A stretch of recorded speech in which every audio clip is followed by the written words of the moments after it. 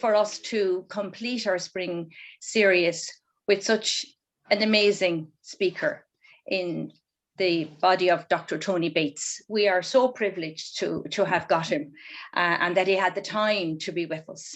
I was just very fortunate a few weeks ago to listen to the RT1 radio show, Brendan O'Connor, and happened to hear a very fine interview with Dr. Tony Bates and Brendan O'Connor on the subject of the why talking helps.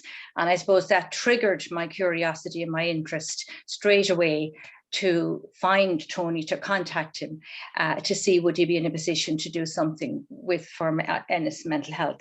Not only that, but maybe 10, 11 years ago, Tony was with us. That time we were able to be a person to person. We were actually in the Templegate Hotel. And I've such a great memory of that evening as it being inspirational and just full of buzz and full of questions. So I've no doubt this evening is going to be just as interesting and as inspiring. Dr. Tony Bates, for those who do not know him, and I'd say there's not too many that doesn't, Dr. Tony Bates is a clinical psychologist.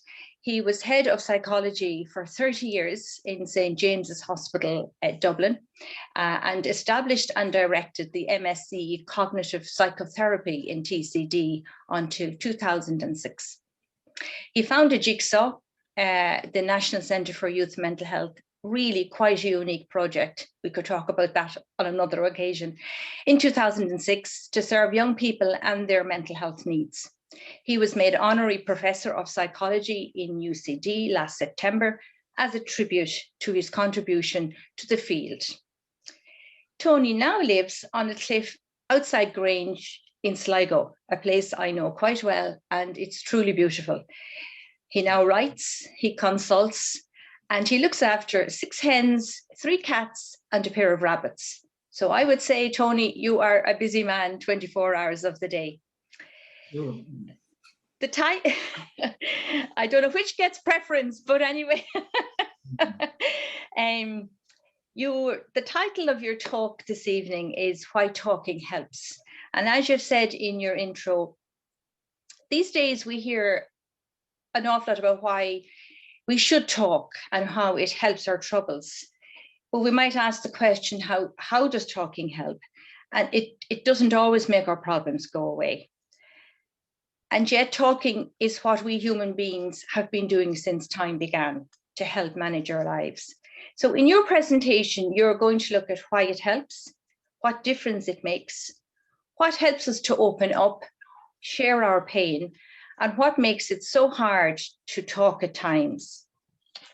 So, Tony, once again, a very warm welcome. As they say down here in County Clare, and I'm not a native, we're going to give you a big banner welcome. And I'm not sure how they do it in Sligo, but in Clare it's a banner welcome. So listen, we're eagerly looking forward to hearing you. And once again, thank you so much for taking the time to be with us. So I'll hand over to you now, Tony, for the next 35 minutes. Thank you so much, Maria, and thank you, Sharon, and thank you, all of you, for coming and for your time, and just for taking this time on a beautiful evening to come and, well, listen and to share, because I hope it can be a conversation, even though it's a very strange, it's a very strange way of meeting anybody. I'm out on Sligo and you're God knows where, but we are meeting.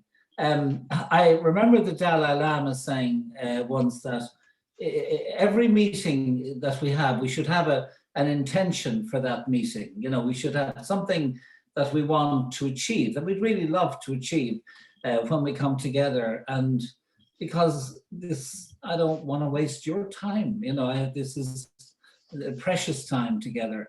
And so I was thinking about my intention for this meeting, and it really is, it's kind of what Maria says, but it's to try and make you aware of what an extraordinary gift you have within yourself, to be able to express your experience of your life, which can be very painful at times or very joyful at times, but just to be able to express that in words particularly, but not just words, in music and in dance and poetry and in drama and in all kinds of ways. But to that, the one thing we humans do uniquely is we can actually reflect on what we're feeling and what we're experiencing and put that into words. And just doing that changes everything. It's extraordinary. It changes our experience. It changes, it can change what's happening in our bodies. It can change our immune system. It can change our health. So it is a very beautiful thing, and it is something we do all the time, every day. But I just want to deepen your appreciation for the way you do that, and for the way it can be a help to you, the way it does help you all the time. So it's taking something, yeah. So I thought I wanted to say first, the basic truth for all of us is that we're all vulnerable, okay? All of us are affected by what happens to us in our lives. We're delighted by good news. The hardest of hearts will melt at the smile of a child, and some act of kindness from a perfect stranger, and we're moved to tears by beauty. We're affected. We're also affected by things that are not so pleasant, the shocks that we experience in our lives. Our hearts are easily broken by loss and betrayal. Intense emotions can overwhelm us, and it can be hard to just cope with everyday responsibilities. Fear, grief, anger can take our minds hostage and make it hard to think. And we carry wounds in our bodies, and the scars of those can be there for a long time. So it's true we're vulnerable. It's true that we are deeply moved by life, but it's also true that we are hurt by what happens. And it's amazing that we don't, or at least it's understandable that we would want to shut down our hearts and protect ourselves so that life, it's like we want to hide so that life cannot find us and hurt us anymore. That is the human condition. It's the trauma and the drama of being a human being.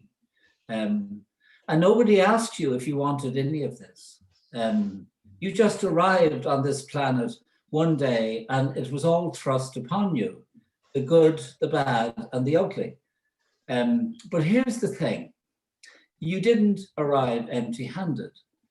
You are a descendant of countless generations of people just like you, who struggled with exactly what you struggle with, and who found ways to survive and grow in the face of having their hearts broken over and over again. So if you think more about it, you are only here because they survived, okay? And what they learned and their wisdom is they have passed on to you, and wrapped up in your genes.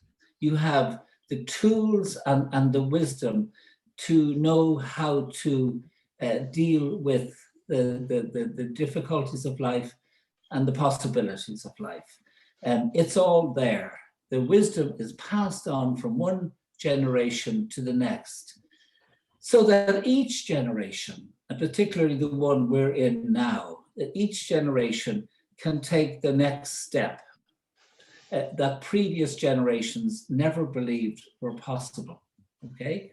And I'm going to share my screen because I want to show you an image of something of what I mean by that, okay? So we are, bear with me while your call is being connected, as they say. Now, here we go, and right, share, that's great.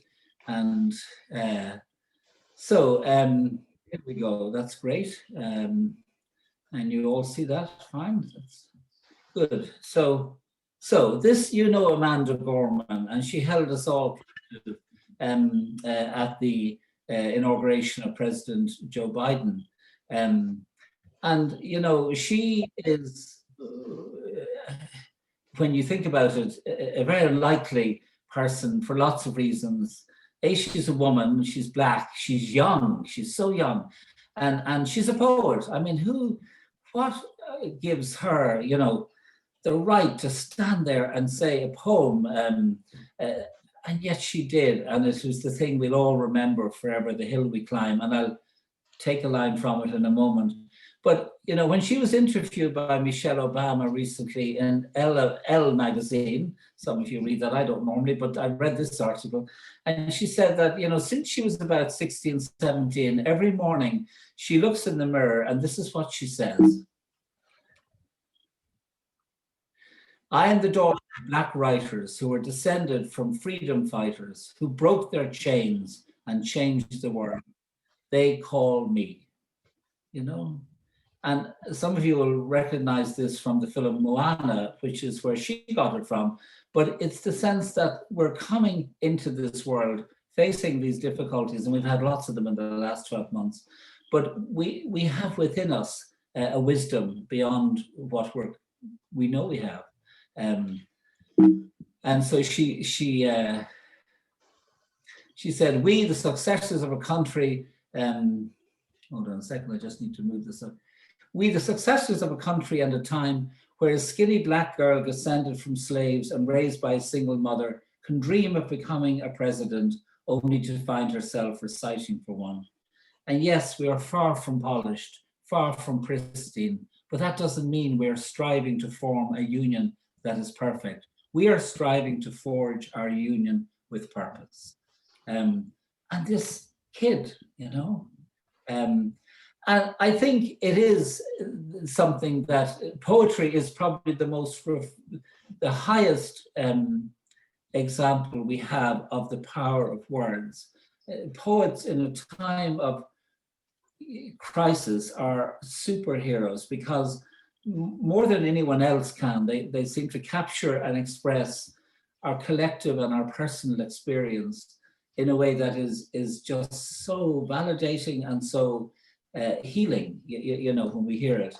I love this, you know, poetry gives us a way into the buried life of feeling.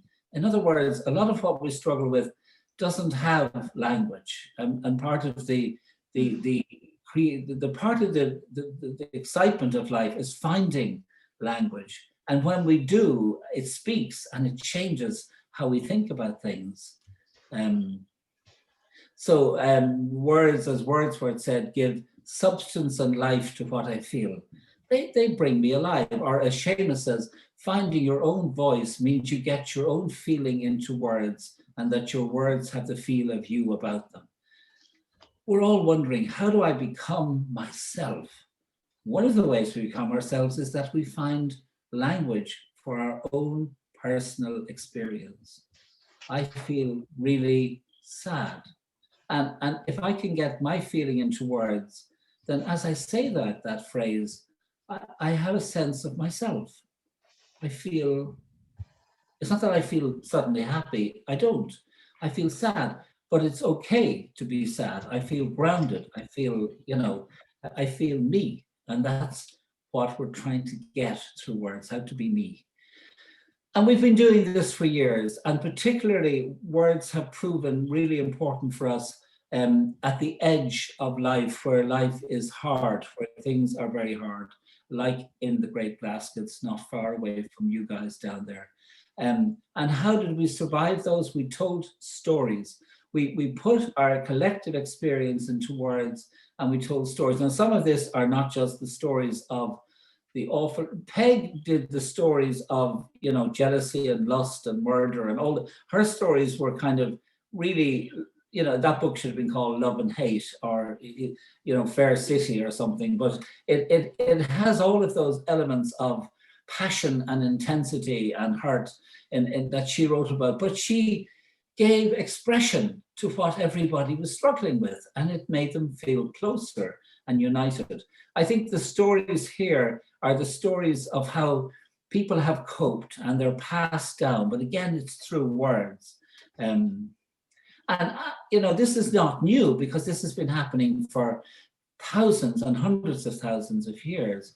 And I mean, these are the caves in Lascaux in South France, where cavemen told stories about their lives. And all of these are not just markings, they're stories, and they're stories about how the human spirit can kind of migrate into the animal spirit and kind of sort out problems and find healing. And they're about spiritual journeys that people made. So these were helping people. It's what we do. And in Ireland, we do it really well. As Joseph O'Connor said, our stories and our songs define us. Our images reflect us. Our music explores the geography of our desire and hidden yearnings. I'd say it's not just the geography that our music explores, it's the geology. It's what's deep underneath in our bones, and that again we can. And this is why, again, music for young people is often terribly important, because the lyrics of some songs validate and give expression to what they're feeling, and they can't find a way of saying that. And as well as telling stories, there is the more intimate moment where words play a very important role. So when we are in distress, when we are in crisis, when we are lost, we kind of have for years sort of found a place to sit where there's warmth, and to talk to each other. And again, Peg put it beautifully when she said everything that was coming dark upon us, we would disclose it to each other, and that would give us consolation of mind. Friendship was the fastest root in our hearts. And it's not just Peg, it goes back further. I mean, in ancient Greece, in the villages in ancient Greece, there was a particular person, a designated person. I would say Peg was the designated person in the Great Basket, but in ancient Greece, every village had a designated person, and it was somebody that you could go and talk to, and they would listen, and that was their role, was just to listen, and they were called therapati. Does that sound a familiar word? Yeah. So that's where the word comes from, is ancient Greece, for the people who listen. And, listening and talking was discovered in the Navajo Indians, that even to this day, they have various healing rituals that are undertaken by the medicine man or woman.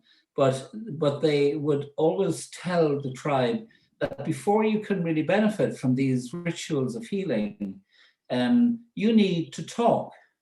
Now, what they were saying without knowing it is, and what they're still saying is, if you're going to get that vaccine, your immune system has to be in good shape. And the way you do that is by talking. So, you're all waiting, or you're at some stage of being vaccinated. Very few of us have the full thing. But, what they would say in the Indian tribes is that you have to also take care of your soul. You have to say what's on your mind and unburden yourself so that you can benefit from the healing, And then we formalized it a bit more. And can you imagine sitting with your therapist and him smoking a cigar? But Freud had no problem with that.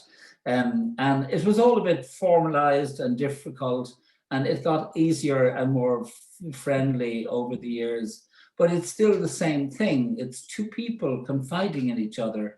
And sometimes it's in a group, and sometimes it's like a 12-step group where people openly say, I'm Tony, I'm an alcoholic. I can't, I'm not doing well, And just saying that in the group has the power of being able to transform how I'm doing and my sense of control over my life. And if you can't find Freud, or you can't find a therapist, or you can't find a therapy, and there's no Peg living in your family, you even now still have another option. And that's himself. And God knows the man has been so busy over the last 12 months, he deserves a congressional medal or some equivalent. So what I'm saying is then that we're talking about mental health, really. Mental Health Association. And what is mental health? Mental health is a story that can be told. Okay. And distress that is within us and without words tends to break out in symptoms and repeated acts. In other words, mental ill health is a story that's never been told. So this is the power of words. We have this capacity to do it. It's not easy. It is a huge step to actually share your most personal experience with someone else. And I don't mean just saying, oh, I feel crap, you know, that's not what I mean. What I mean is really saying to someone, look, I'm not doing okay. Here's what's happening, you know? And you say the things that you wish you didn't have to say because you don't feel great about them. But somehow they are your truth.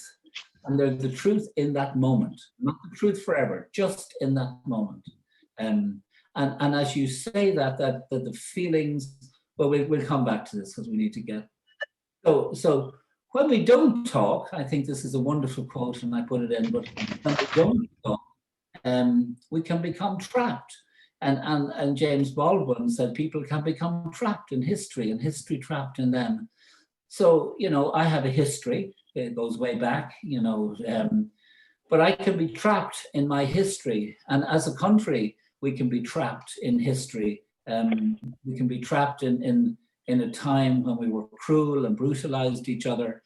And we just, all of us were so broken in those 1930s, 40s, there was dire poverty and people were behaving abysmally. But it was also, you know, we didn't have language for what was happening, and we didn't have the kind of supports or the people to talk to. There was no mental health association. The whole concept of mental health didn't exist.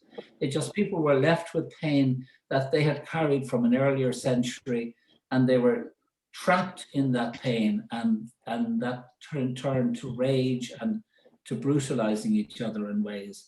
But we can still be trapped. We can just not want to look at that, and that's still in our bones somewhere. And so I think what I'm saying is the way to move on is to be able to own what is difficult and connect with it. Now, I want to get you guys involved. So I'm going to introduce you to my friend Mentimeter, okay, which is good fun. Now, this is nothing to be frightened about, and you only have to, it's a game, and you only have to play it if you want to, but it's entirely anonymous. This is the beauty of this.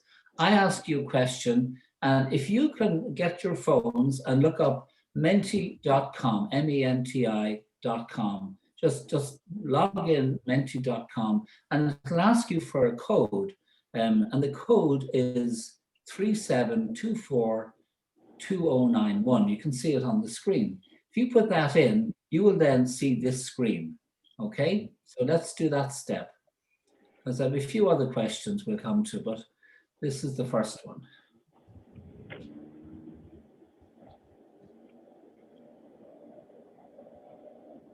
Okay, and what I want you to do is I just want you to, in one word, to say how you're feeling now.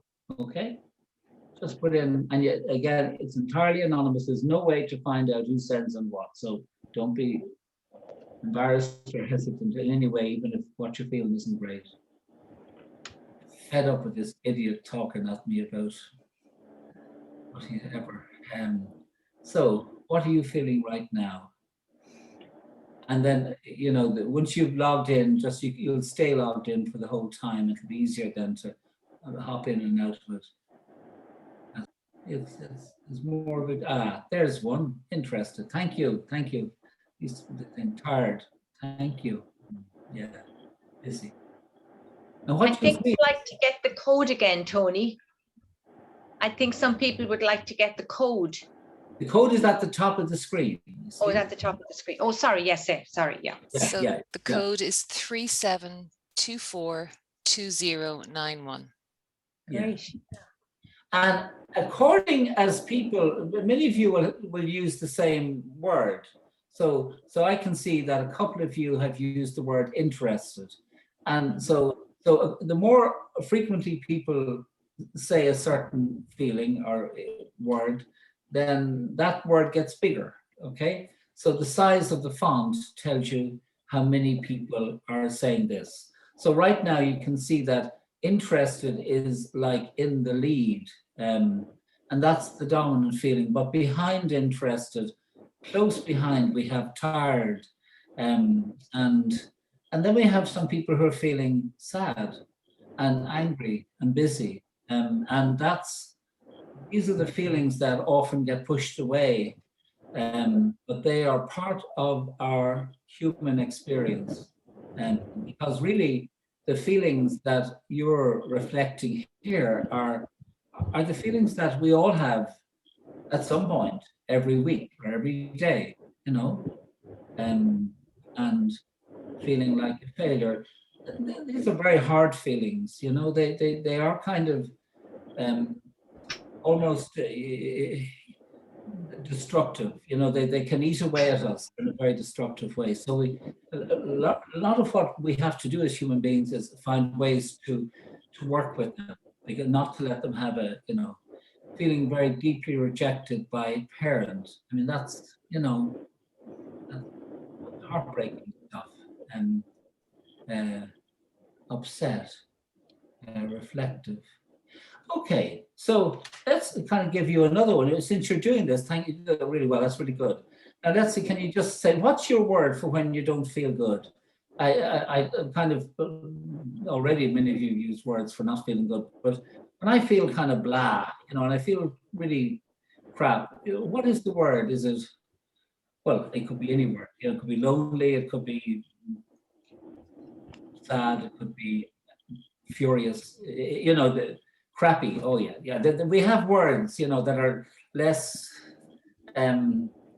like the words you see in a mental health dictionary. You know, you know, off, low, crappy, empty, annoyed, sick, tired.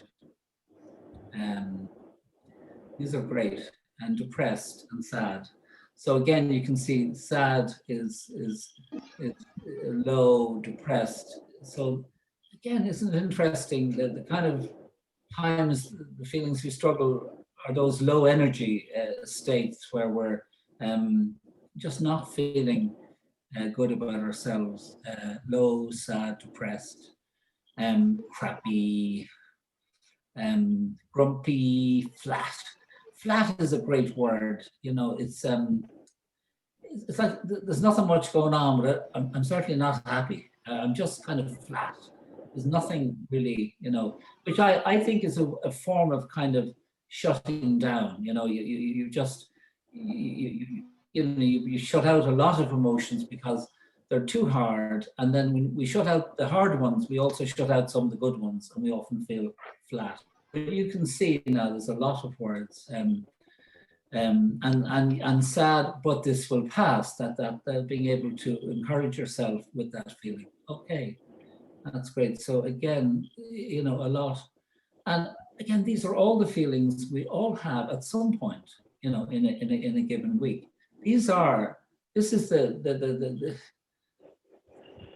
and again, we're expressing them here together. These are our cave drawings right now. I mean, this is what we're doing. We're just writing our experience into words instead of pictures, but they are our cave drawings. We're looking at what our lives are like in a very honest way.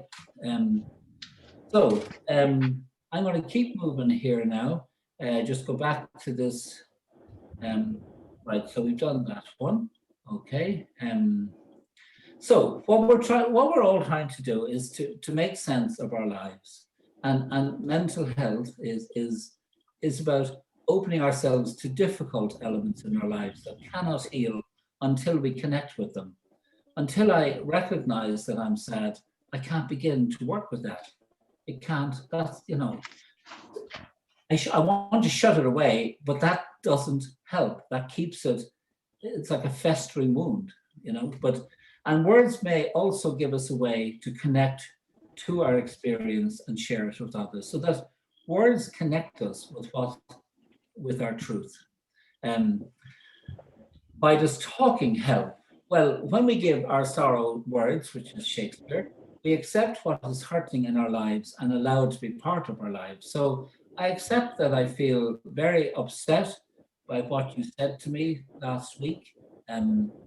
I don't like to say this. I'm very embarrassed about it. I feel stupid, but actually, this has stayed with me now for the last few days, and I need to put it into words to somebody. And maybe I can't say it directly to that person, but I can tell someone I trust.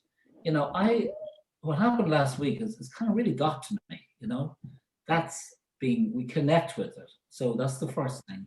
We own what is hurting rather than allow it to hurt, to allow the hurt to own us. So when I can say, I am hurting by this, I'm in charge. When I don't say that, what happens is I go to bed and I'm woken up by the hurt and I'm feeling upset. I've had bad dreams about that person or whatever. The other thing is when we can talk, we put things, we hear ourselves say things we've been afraid to say. I want to give an example of this quick story. My mother was in hospital. She died last year or something totally different, but this was about 2 years ago. And she was in hospital, orthopedic hospital actually, and she'd fractured her back and she was recovering. And she was in there for quite a while, like about 6 weeks. So she was rehabilitating. And I went in, she was very keen I go to see her. No, I went in on a Saturday evening about 7 o'clock, and she'd been hoping I'd come in because she didn't know if I would, but she was dying to talk to me. And what she was dying to talk to me about was, she said, I think I'm ready to die, And this was really important for her. And she talked about that she was okay. She was 90. She lived a good life. She was okay. And she had realized this, and she felt kind of guilty for saying it, but she wanted to talk about it. Now, I had no problem with that, but she knew she couldn't talk to my brother, who's a GP, and GPs are awful about death. They don't want anybody to die. They do everything they can to save them. So my brother would not want to hear her say that, because he probably loves her more than I do, and I'm just being cold-hearted. But I had no problem with her saying that. I think it's very important that we can talk about these things, certainly at a certain point in our lives. And so we had a big talk, and she talked. And when I went away, this is why I'm bringing this up, I realized that she couldn't say that to herself even until I was there. That I had allowed her to say it and to own it. And she was exhilarated. She was so relieved and happy that she'd put it out there and I hadn't ran away from her. And it just, sometimes we think when we go to hospital, we have to talk to people and entertain them. Maybe sometimes we do. But I realized coming out then that actually she needed to hear herself say this. And I think sometimes when people are talking, particularly if you're a therapist, that it's not you who needs to hear what they're saying. They need to hear what they're saying because it hasn't been safe to do so. So how does talking help? I can face what I may have been avoiding. I hear myself think. My mother heard herself say those things. As my fear of what I'm talking about lessens, creative problem solving becomes possible.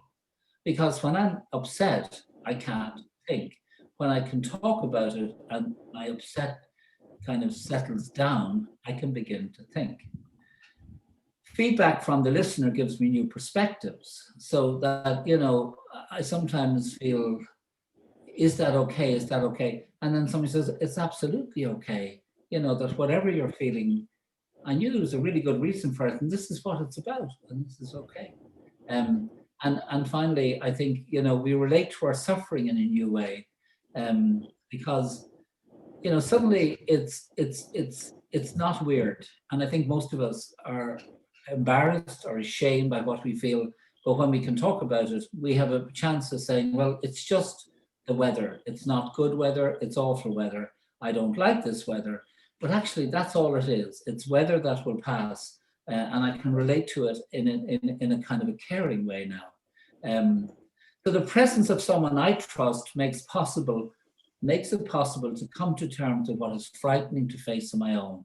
And that's why, more than expression, we need someone to listen, to hear.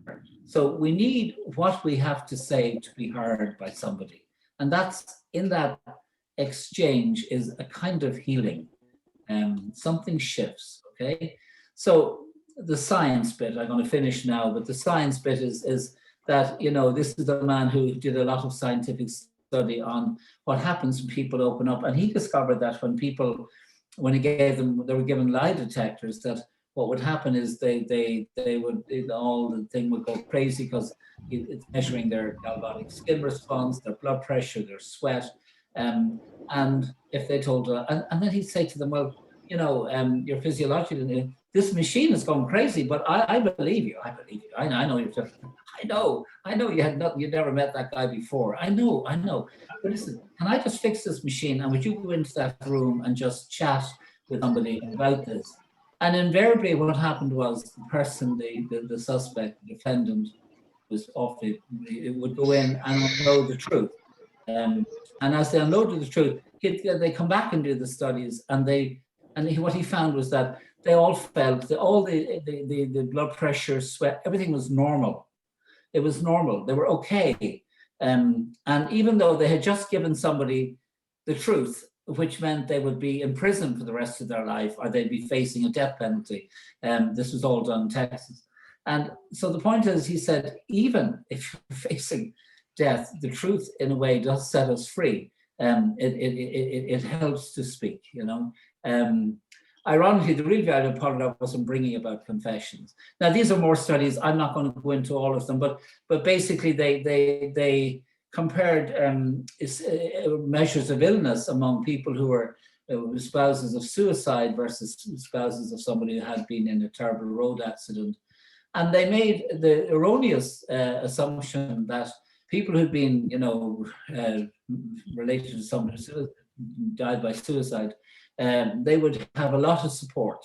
They'd have a lot of chance to talk about it, and it would be, it's a big deal and so on. But, people who's had a spouse who died in a car accident, that might not actually be so interesting, and people mightn't talk about it more.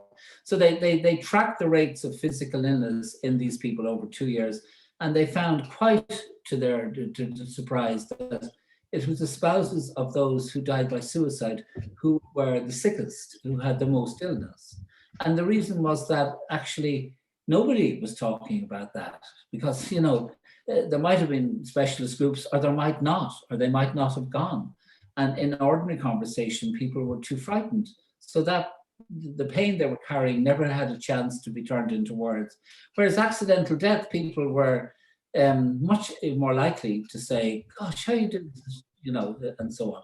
So, and again, when people write, I think just the finding here, this is just coming to the end, when he got people to write every day for 5 days, and this is quite important, because he found that when they wrote about a traumatic event, and then the other group were told to describe an experience, when people write about, or when they talk about what bothers them, they are initially disorganized and confused. But day by day, or in conversation, paragraph by paragraph, as they continue to express themselves, that the episode begins to take on shape, and it becomes a story with a clear beginning, middle, and end. So that people, when we say what's happening, why does talking do us any good, or why does writing do us any good, we are constructing stories for our lives. We're making sense of what is otherwise unintelligible. Things that happen should not have happened.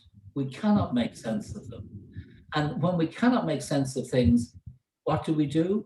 Well, we make sense in the oldest way we make sense of things that we can't make sense of is we blame ourselves. We say, well, it's obviously something I did, or the girl who was raped said it was something I wore, or something, we take it into ourselves, because at least then we have a reason. And we need to have that, okay? So final question to you. All of this, he researched as to when we talk, and it happens when we can talk and it's safe. So my final question is, how do I know when it's safe to talk? Okay, and go back to our Mentimeter. I'm going to leave that one. So what makes it safe for you to share personal issues, or for me? What makes it safe? So just think about that. I think about, and sometimes it helps to remember someone who listened and who was really helpful. And what is it they did that made you feel you could unburden yourself? Was it the way they looked at you? Was it the way they turned off the phone, or their body language, or the fact they were silent,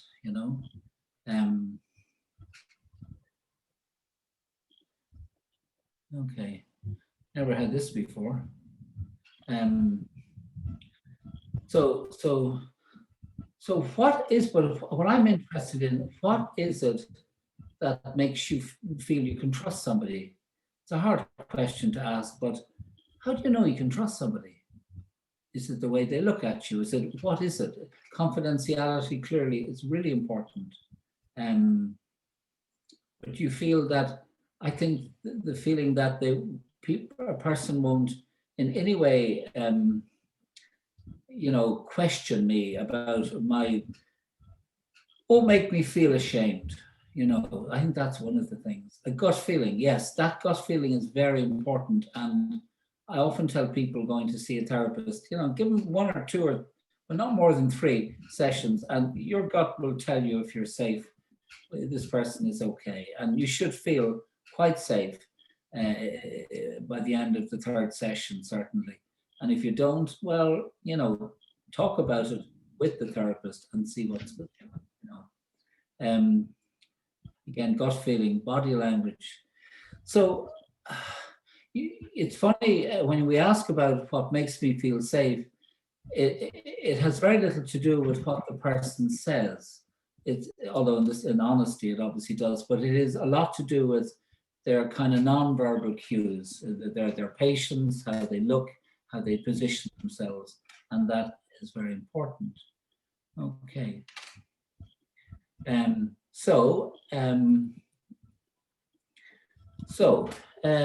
Right, thank you for that. So that's I love this quote. I just want to finish with, but it's the splinter in your eye is the best magnifying glass. That the thing that allows us to listen to other people's pain is our own pain. It is that we've had our own dark times, and we somehow, are able to recognize others, particularly when we work through them and when we come to terms with them. They're the best tools we have for helping another person. Okay, so thank you very much. Now, I'm just at this stage going to go back to Marie and just take your questions through.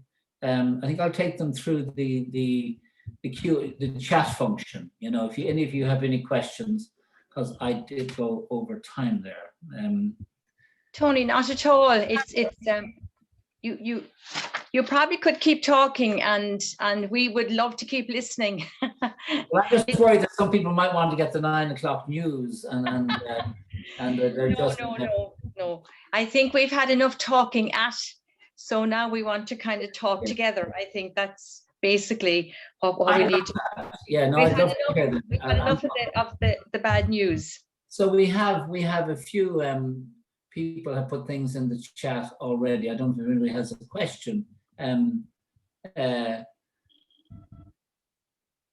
So I'm just saying that it's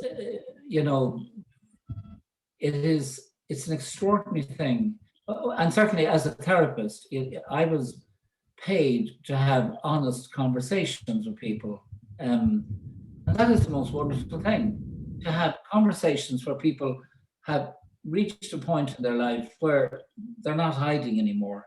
They're not, it's like they have nothing to lose, so they just speak their truth. And that is extraordinary. It was good for them, but it was very good for me. It was an extraordinary thing to be at the receiving end. And that's what, and what was most helpful to me in my own life is that not that people, just let me tell my story about what happened to me, but people who would also say, but how are you now? And how are you feeling right now? And when you talk about that event, do you feel that in your body? Is it still alive in you? And whereabouts is it? And, in other words, the people would help me to experience the story as it was living in me in that moment, rather than just, and that was remarkable. So there's talking out of direct experience, and there's talking a kind of rehearsed story. The rehearsed story is often a very sad story, and it's important, but telling it over and over can sometimes just reinforce it. Makes you go, well, that's my story, that's me. No, it's not. It's the pain of that story is alive in you, and it needs attention, but it can change. It can heal. I think I own my pain, but find pain still lingers. I wonder, have I owned it enough? I think this is very important. Thank you very much, Katrina. I think we have this notion that mental health is about getting beyond all pain, and I get over myself and I, erase the story. It's no longer bothers me. I don't find that. I think that mental health is about being able to embrace the experience and make it a part of my life. It's like a part of me, a wounded child. It's a bit of me, but that bit will always be there. But what's different is that I can hold it, I can care for it, rather than I have to fight with it. So I don't think I think that for a while we do feel that pain is raw. I always think our traumas are like unwanted, orphan children that we put outside the house, and they're looking in the window and they'd like to come in and be part of our lives, but we're afraid they'll mess everything up. So we draw the curtains and we don't want to look at them. And then we go to bed and they rattle the window frames and we wake up in the night and we're all scared. And the solution that we're looking for is where we can invite into our consciousness, aspects of our lives that hurt and that are still real, hard for us, and we sometimes need someone to help us with that. That's okay. But when they come in, they're bloody, they're raw, they're upset, and they don't just suddenly become perfect children overnight. The pain is still there. Does it take a while to get to the real story? Absolutely. And that is it takes a while to build trust. And I always remember, if you're listening to someone, the first thing they say is never the problem, okay? It's not the problem. It'll always be the second thing. And the first thing is just put out there to see how you react, and are you listening, and are you still talking on the mobile phone, or do you get angry with them, or do you start preaching at them? And if you're okay, then they'll tell you the second thing, and that's where the gold is. Reid, are you coming up with anything that I am? Yes, Ed, it's interesting. I've had a question here about mentioned that actually confession has gone, and so what is left now, or have we lost something by the fact that the confession and going into the confessional is gone? That maybe that was obviously a safe place where someone felt they could tell their story. I mean, this is a much longer conversation about Yeah. as I think it's more the question is about what has been, maybe has something been lost by that. Oh, I think so. I mean, that's why Joe Duffy is doing so well. I mean, if we had, but you know, and I mean, in theory, we have a lot more therapy, and people are going to therapists and are able to talk in more honest ways. So that is changing a lot. The confession was. I can still remember the feeling of having had a good confession and coming out feeling clean and fresh, and I was good. You know, it was all for about a half an hour, and then everything went. But I also remember confession. Sometimes the priests were set up to be very punitive in their reaction to us. So I remember going at 11 to a priest, and there was a whole line of people outside. And my mother had brought me, I think I'd stolen a few pennies or something, and she brought me down to the confession, which the adults normally went to. So I was the only child. And I went in, like, to the confession, right? And there was a line of people outside. And your man listens to me, the priest, and he said, "Is it heaven or hell you're heading for?" And I was mortified. And then I had to walk out. I was 12, 13. I had to walk out, and they're all looking at me like I just, in my mind, I'd done the worst possible thing. I was never very keen on it after that. So I think that, but confession is, I had very different experiences of confession as an adult. And yeah, it's great. Yeah. I've had another one as well. It's come in on WhatsApp, Tony, is it's a question. When I Google talk therapy, it seems to be saying that the people to talk to are professional psychologists or counselors or therapists. What can the ordinary person do? Good question.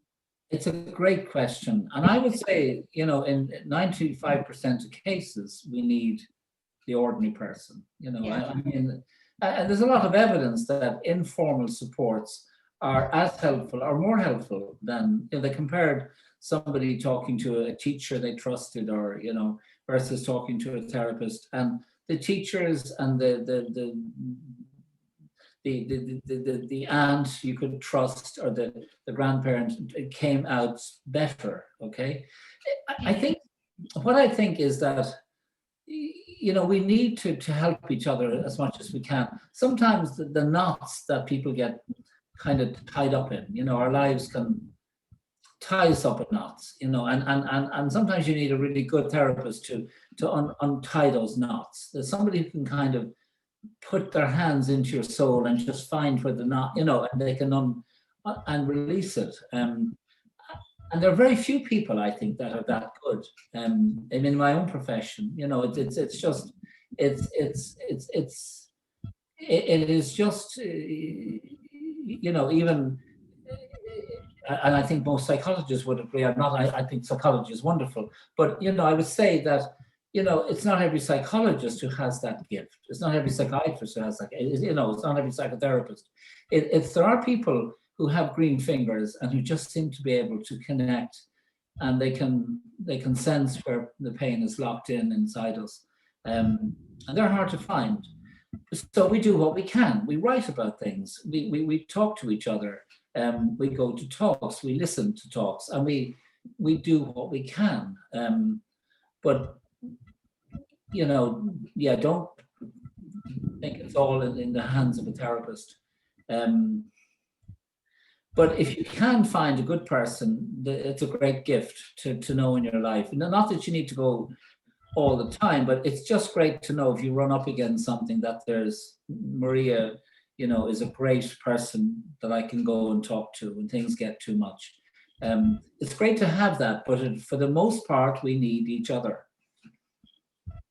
I was just, thank you, Tony. I was just struck last Friday night. I was watching the Late Late Show, and as you know, it was in relation to the Darkness into Light, and yes, all they could do for that. And there were three young men that obviously came into the studio, and Ryan was interviewing them about their struggles I think, in fact, one of them was a musician, and two were very, high-class sport athletes. Yeah. And I thought the way they spoke was revealing. They were. Now, I'm not saying they came to that position just overnight, but they really were very honest as to where they started to feel this not being able to cope, and the struggles, and feeling it was worthless. To just and indeed, two of them at one stage felt it wasn't worth going on, but something just twitched, and they turned it around, and they went and got help. And that was the key message coming. They went and found someone and got help. I think though, Maria, it can actually be something. I was telling somebody a story recently. I went through a very deep depression about 2 years back in '85. We won't go there now, but I had very good therapists, really good. I had a wife who was a really good psychologist. I had lots of supports. I had, my own background, and I was working with Aaron Beck, who developed cognitive therapy. So I was surrounded by people. But, and they were all those interventions are very important and helpful. But the thing that actually, released me, it happened after 20 months. And I had gone into this depression because of a loss, which for me was traumatic. But if I told you what it was, you'd all say, well, what's your problem? That's not so bad, you see. But it was really bad for me. And I was feeling ashamed, and I'd never tell people why I started to get depressed. Now I understand it was my whole life, it wasn't that one thing. But what really helped me was that I was being dropping home, this friend of ours, an Irish American, who was mad as a hatter, but she had a heart of gold. And I hadn't ever told her anything about it, and I just somehow that night I said, well, I've had a rough 2 years, and she said, well, what happened? And I told her, and she said, oh my God, how could anyone get over that? And that was so healing. It was like finally somebody got that I was hurting, and I can remember that moment. It was like, Lazarus come forth. It was really and so I, never doubt that small things can be life-giving. A smile, but above all, just recognizing somebody is in pain, and that whatever has got them there, it makes sense that their feelings are real. There's nothing unreal, and it makes sense if you knew the full route, whether even if it's suicidal. It makes sense that in that moment they feel that it's okay. So, we start with that, and then we start to begin to see, can we, unravel it a bit, but I mean, that's so revealing, isn't it? It was just that one simple word, or phrase or sentence, that just said there's somebody understands. It's validation, because I just felt weak and ashamed that I would get so upset about something that seemed, it wasn't unimportant, but compared to what's happening in the Middle East, it's pretty trivial, but actually, when I look back on it now, and it's taken me years to really see that actually what was happening was a kind of a reopening of a very deep wound that was right from my childhood, and that this event was exactly the thing to just open me up. Yeah. And it's just you may have answered this in some way, Tony, this question, but I'll read it out for you. Sure. Because I think, again, it's very important. It's, if I have no one to talk to, what advice can you give me to get in touch with the person I could trust so that I could begin to talk to them? And I know you mentioned something about the safety and how you can feel safe. I think that's quite an important question, because I think that inhibits people sometimes from seeking help. is that they don't feel they can trust anybody to tell their story or that would listen to them. Yeah, that's very sad. I feel very sad hearing that question, and thank you, listener, for saying it. And my heart goes out to you, and I don't give up on yourself. I think a lot of us find ourselves in places in our life where even when there are people around, we just feel we can't say what has to be said. We're not confident about it. We don't feel safe enough, or sometimes, frankly, we're not allowed to say it. Nobody wants to hear that we're feeling we're in pain or lost. And in those very invalidating environments, I think suffering is intensified. I mean, this is where I suppose it was useful having a God who loved us and a being who cared about me that I could talk to, and that I could say, look, this is what I'm going through. At least I could have that conversation in faith. That's not the first route of call, the first port of call for most people these days. But if that is helpful, that is certainly one of the ways that people have coped with to believe in a loving being who cares about us.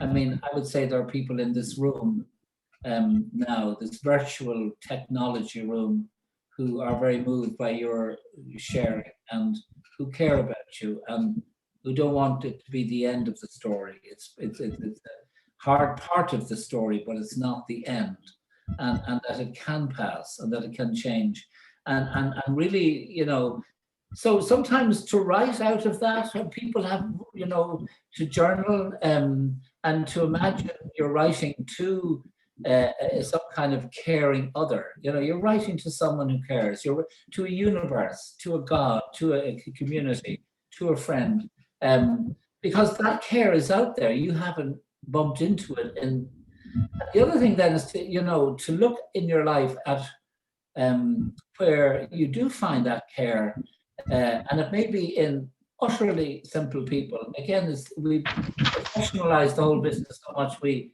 tend not to realize that.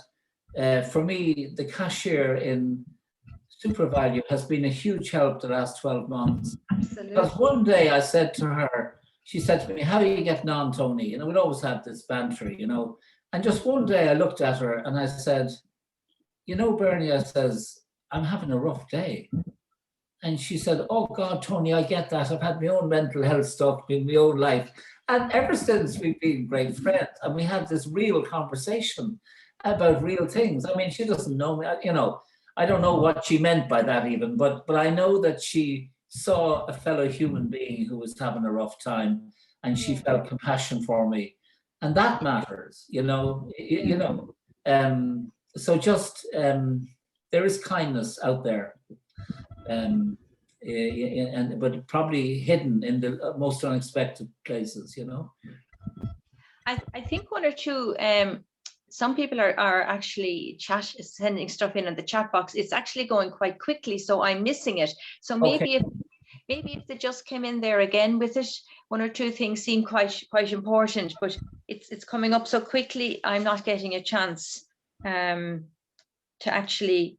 I'm getting lovely thank you messages. Thank you so much. Oh yeah, a lot. Thank you so much. If anybody has sent in a chat there or a text, please resend it, because I don't want to miss anybody. I don't want to miss your question or your comment. Well, that struck me here. If you get to 56 and you've tried all your life to have a relationship with a parent, gone down every avenue, at what age do you give up and move on from that idea? That's a great question. Yeah, I saw that. I was hoping that would come up again.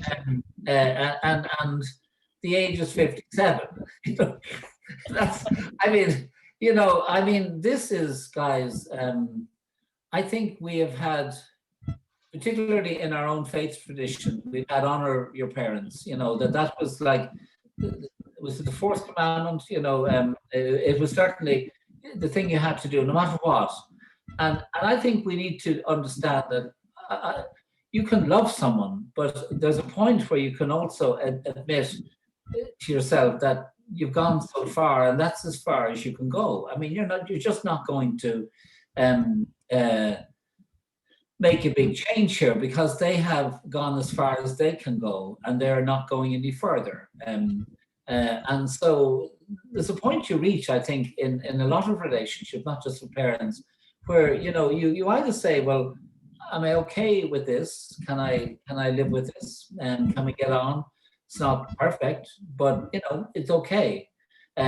Or if it's toxic, though, I think you need to also acknowledge, I can't take any more of this, and I think that you can reach a point where, with the sibling or with the parent, you love them as your sibling or they're your parent. You don't stop caring about them, but you don't engage in those conversations that are destructive, or in those sort of rituals, those games that you get pulled into playing, mind me, or whatever. You say, no, I love you, but I'm not doing that anymore, because that's not love. It's codependency. It's something else. And I think you can honor people sometimes by just saying, I can do this, but not this, because this is too exhausting. And it sounds like at 56, you've been doing a lot of it, and the funny thing is, when you then stop playing the game, sometimes the person stops playing their part in the game, and things do get better in a funny way. That I'll just say that. But you need all of us to give ourselves permission to be honest about how much we can bear when we're in these difficult relationships, and to be allowed to draw a line at some point, while not giving up on that person. You can still be there as their brother or their son or their daughter or their sister, but we're not going to have a relationship where I'm playing this role and you're playing, we're not going to do that. We just need to say enough is enough. And I think Al-Anon has been wonderful in helping us understand, it's not anti, love or anti-care, but it's really saying, look, we need to grow up at some point ourselves and just, call it by its name. If it's codependency, that's not doing anybody any good.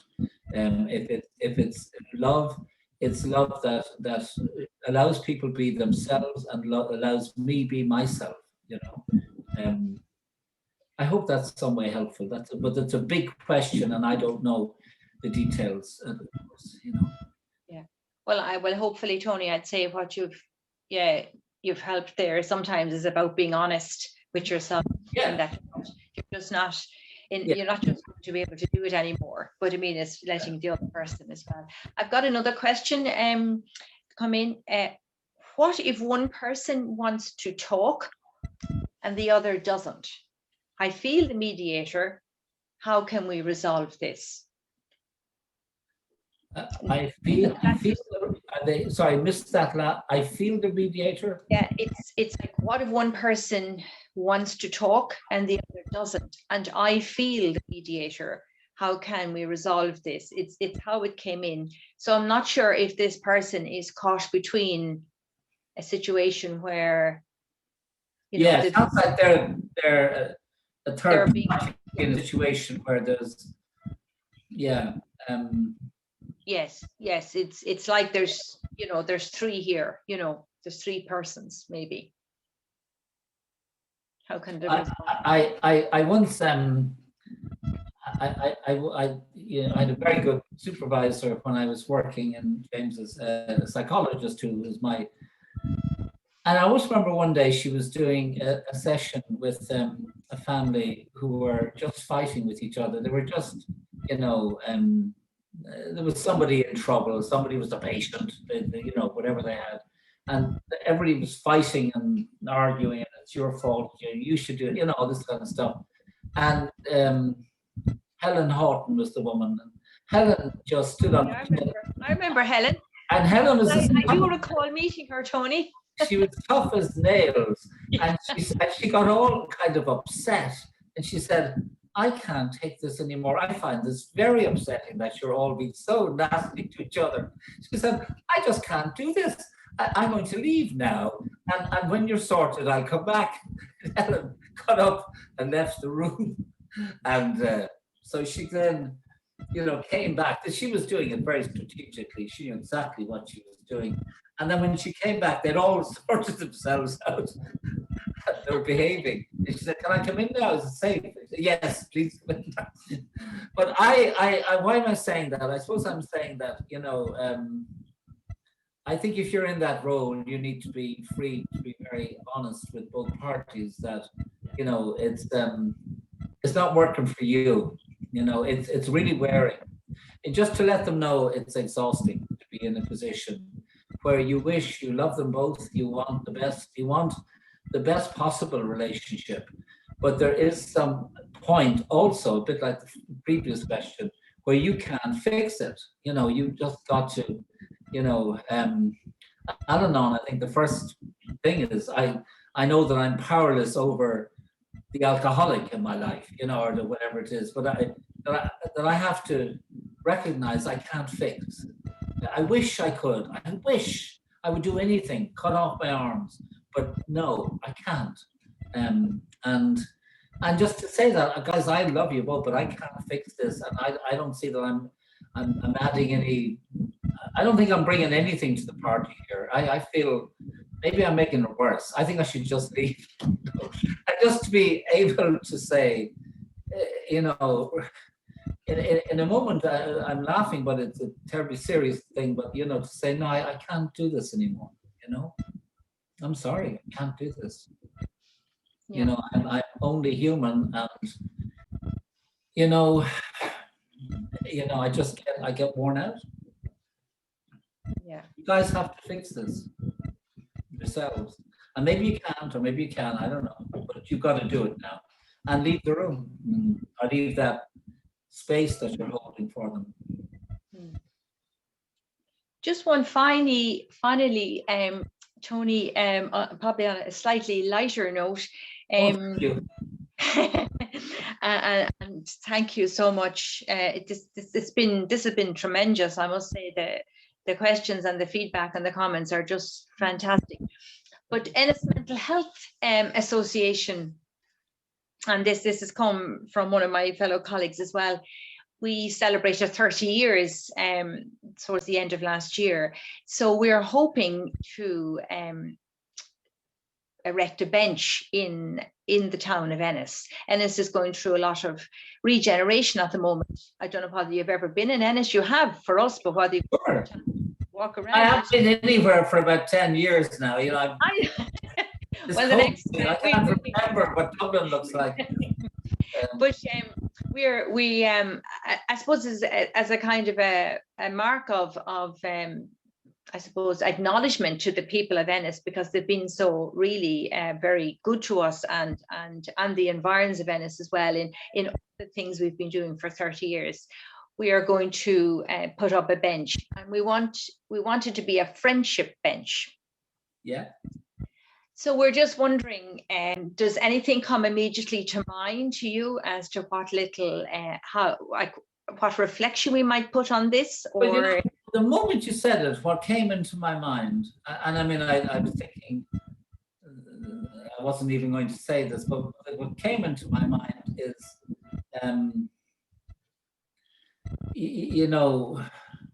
okay, this is the long way of saying it. Mental health is not about feeling good or feeling bad. It's about being aware of how you feel, of how you are, and speaking from that place. Saying or asking what you need. So I was thinking, Say that again, Tony. Can you just repeat that? Because I think that's really important, that people sometimes get that mental health bit mixed up, and I think it was really powerful what you said there, that mental health is not. Well, I think people get mixed up that mental health is about well-being or something, and that it's about feeling good. And I love feeling good, I'm not against that. But I think what's more important is that sometimes I feel crap. Sometimes I feel angry. I feel really upset at the moment at this Israeli thing now. It really gets to me. And sometimes I feel like that, and that doesn't mean I'm lacking mental health. No, because there's a lot of good people and living good lives feel bad about things, feel angry about things, feel upset, feel ashamed in a sense, if it's about the way we've treated our vulnerable children in the past and things like that. So we can feel bad. But the thing is, so mental health is not about feeling good or feeling bad. It's about knowing how I am and asking what I need. What do I need to do with that? And I think that's the question I ask myself. So good mental health, and we know this. It's about awareness. So it's not how you feel. It's about what's important is being aware of how you feel, and speaking out of that your truth. Something for me. That's what Amanda Gorman does. I mean, she just captured, what people were feeling, and particularly her generation, and she spoke from that place.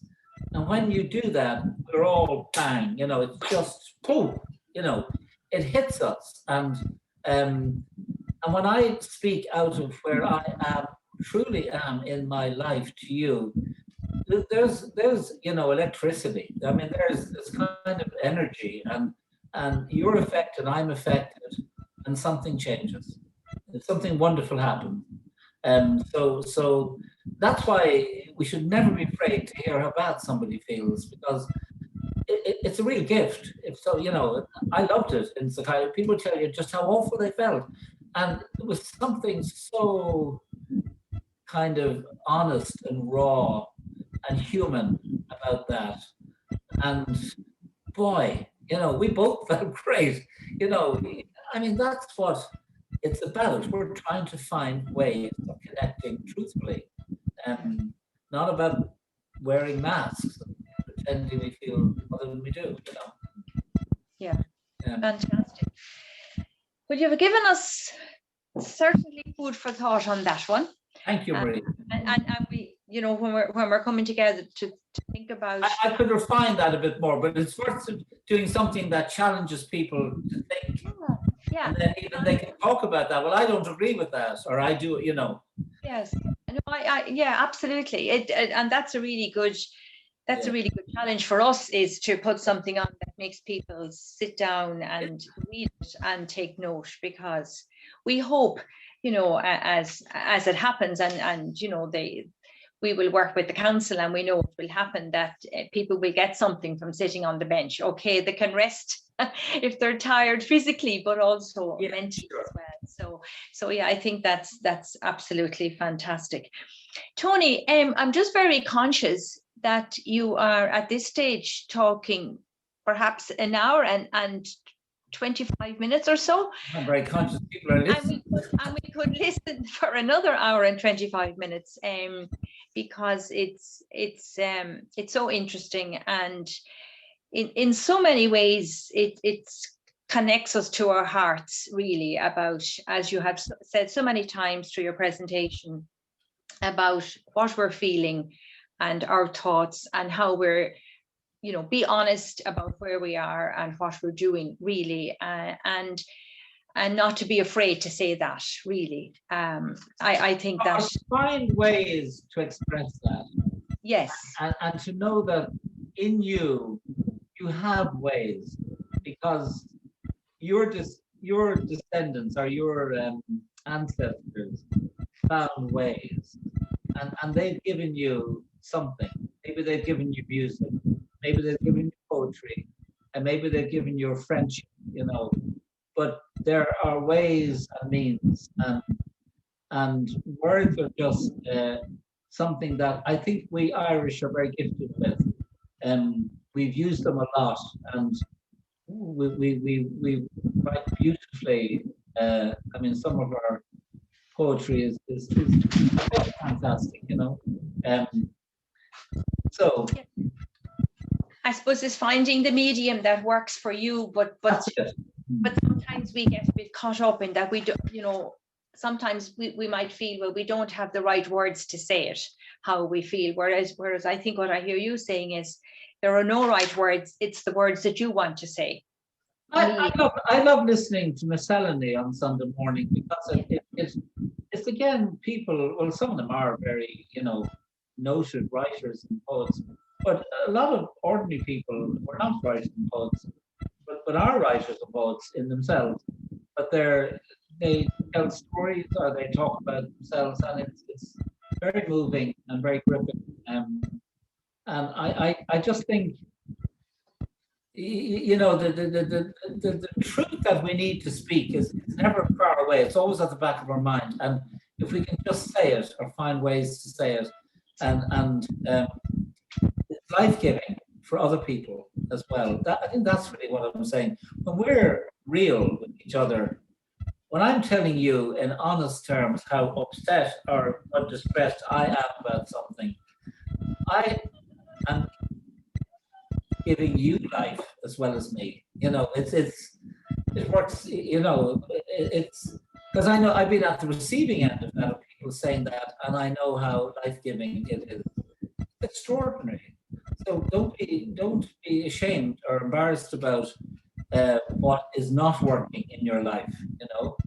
Don't let it turn into a wound inside your head that festers and that becomes destructive and that makes you feel, you're not good, and that you don't have some very unique gift to give this world. That's don't let that happen. You owe it to yourself to take your suffering seriously and just turn it into energy that, find some way to share it with the rest of us. Well, on that note, Tony, that very sound, confident note, I am going to, on behalf of my colleagues in Ennis Mental Health, and indeed the participants that attended this evening, some may have gone, but they have sent in some really fabulous, expressions of kindness and thanks to you, and I've really enjoyed the evening, as indeed I have, hosting it and trying to manage questions. It's a little bit like Claire Byrne here at the same time. Way better now. You're great, Maria. But I think something that you said early on, and I'll close it on this. Well, two things I want to share. I have a little calendar on my table in the kitchen that flicks, you take your date off every day. And this one, which I just thought of you, was the best thing about animals is that they don't talk much. And I was thinking, well, that's grand for animals, but as human beings, we need to talk. And I just thought, when I looked at it, how fortuitous and what we were having this evening. But I think early on you were showing us like our heritage and our times and history, and a quote from Peg Sears, I hope I got it right, that friendship was the fastest route in our hearts. Yeah. And I wrote it down. I thought it was amazing. I thought her language before the sentence before that, everything that was coming dark upon us. I mean, such poetry. Everything that was coming dark upon us, we shared, and that gave us consolation. I mean, that is psychotherapy.